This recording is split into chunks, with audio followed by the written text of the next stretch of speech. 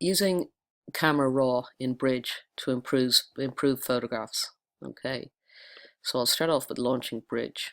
So I'm going to my pictures, first year shots, Studio 3. Okay, so here we see all these pictures, and if you look closely, they're mainly JPEGs, but there's also this funny extension called CR2.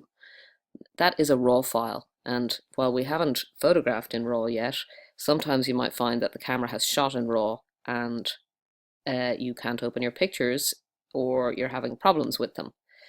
So we're going to use this filter here to actually improve some. So I'm going to see if I can find a particularly dark one.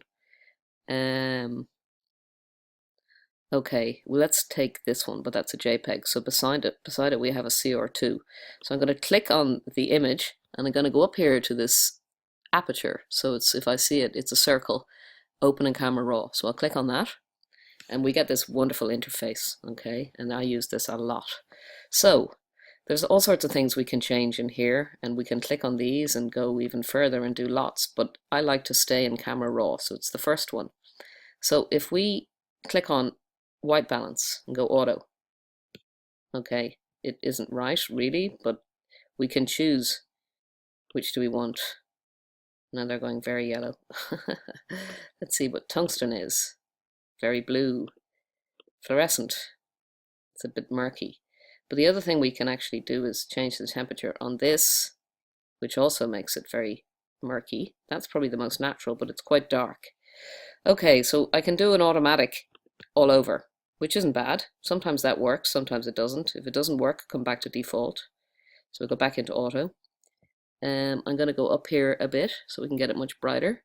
So we might lose some of the burnout here, but we're probably trying to get a bit murkier background, make it less murkier.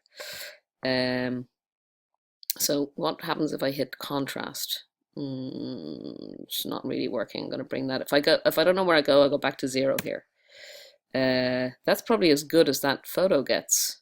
Much better than it was, and that's what it was.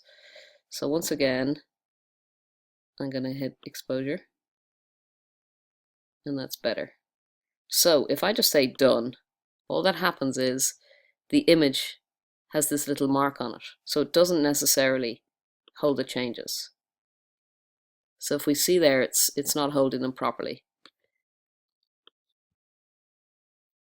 That one behind is the one we just edited. So I need to either save image or open image. So I'm in Photoshop now, and I'm going to crop it because there's still too much background in there and it's a bit murky. And once again, we have a crooked image, so I'll go, and using the grid, I can decide what looks straight. It's hard to work this out. Sometimes you need your verticals to be straight, and that normally gives the best appearance.